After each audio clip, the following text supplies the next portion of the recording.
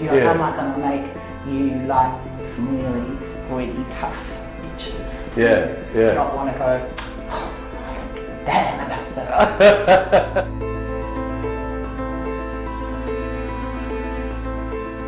I saw the original production, I believe, which Lauren Taylor did at Hot House and then George and Malthouse.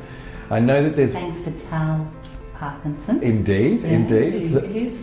Sometimes he's so fantastic because he saw it at the, not the PWA then, it was still... the Playwrights Conference, He just went, and we're doing it. Yeah. In the Hot House, which is a bit of a risk with that material, but he didn't care. He was so terrific. Then I know it went on at, I remember it went on at Deck Chair in Western Australia, and it's had, I know, productions in Adelaide and in Sydney too. Yeah. Have you seen, did you see all of those productions? I did, yeah. And when you go and see it, because it is, as you say, it's a very challenging play for an audience, I think. I mean, it's very funny and it's very passionate. There's a lot to love about it. But as you say, it is, you're writing people that are not, they're not kind of off-Broadway homeless people. There's some in dance numbers. They're tougher than that. Yeah. And they love dope. They love drugs. So nobody likes a drug lover. It's a drug lover. It's another drug lover. I'm just wondering, in terms of when you're thinking about, not asking you to make a particular comparison between those productions, but did you find elements that were common, or did you find, does it change a lot with different productions, or does it? Yeah, I also saw it in America, in New York, so it's pretty confronting actually. It's sort of fantastic because you know how hard it is to see another production of your own play in this country. It's rare that you get them redone, and so it was wonderful to see them. But there are times when I deliberately wrote that play painstakingly, though people might laugh, in a kind of really gritty poetic style, because if you use the vernacular of pretty tough people, I love it myself. I just love the sound of it, but to kind of sell it to an audience, it becomes too hard on the ear and too hard to penetrate and to go soft from. You go, fuck you. If you're going to start that level, you've got to find a way that the language sneaks around and intoxicates you indifferently. And so, but some of those productions, I'm not naming, were like, oh my God, not one bit of the poetry was sounded. So it was delivered with this unbelievable kind of straight way, sort of flattened out. So it really was a real slice of life play. It becomes, rather than, I don't think it's just a slice of life play. I think that I was trying to play with the language and the world, and so that's sort of interesting.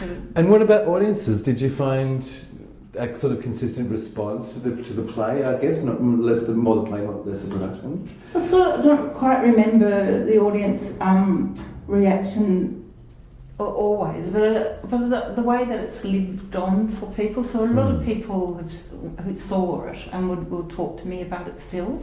So it's a play that kind of is seems to have caught people's hearts and they really remember it well. So with the poetic language, was that something that you? Was that sort of, I guess, an intellectual decision you made, or you've given us the rationale, but I guess did you sit down at the desk and go, right, I'd like to do this poetically, or did it sort of start to announce itself in that way, if you see what I mean, as you began to write? Because it's not true to say that I only use it for love. No, you use it a lot. I use it a lot. So I'm kind of a bit addicted to it, and you kind of got to cheat it, because if you hit it too hard, people really find it quite difficult. It becomes a block in itself rather than the seductive thing that I was talking about. I certainly didn't go, oh, this is going to be a poetic number. Right. I didn't kind of do that.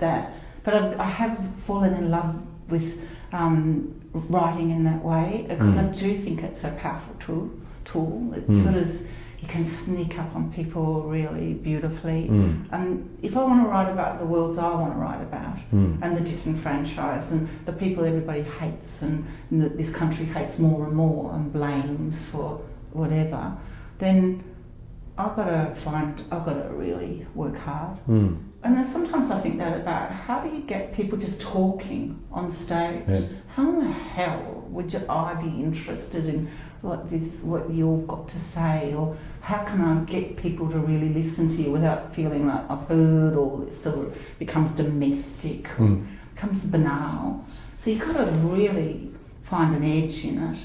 And that's true, I think, of love as well. I mean, I find it such an interesting play, how it's so passionate, sexy, you know, and then the so bleak, and the competition between Annie and Lorenzo, Tanya and Lorenzo for Annie. It changes quite scene to scene quite strongly, it seems to me. Yeah. In terms of its temperature. It does, doesn't it? That's fun too, isn't it? That's those sharp moves from scene to scene, and I don't think you get to really know how much you can use that as a playwright as you write more and more, because it's sort of that thing where if I talked about playwriting, and there are periods of time when I'm writing a scene and I go, I'm really, really tired. I think I've got leukemia, but I was just so tired. And I've just bored myself shit. And what I'm doing is trying to write the scene between this scene and that. I love that. And I think I've got to do that transitional stuff, and I've got to find how did you get from there to there? Actually, they'll work it out. We don't want this tired. The explanation, I suppose. Yeah. I suppose it is just expositional, but you're trying really hard not to make it that, and you actually don't need it. It's like that old rule with people who write short stories or novels, and a lot of editors take the first paragraph away, and the second paragraph, you're into it, but you're thinking that you have to do the right thing and make sure everybody's on the right page and knows where they're at.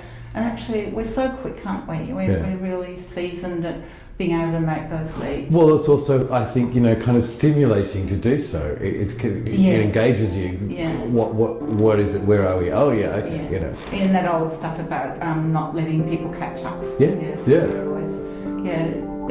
fun. Yeah. To write when you realise, oh my God, I can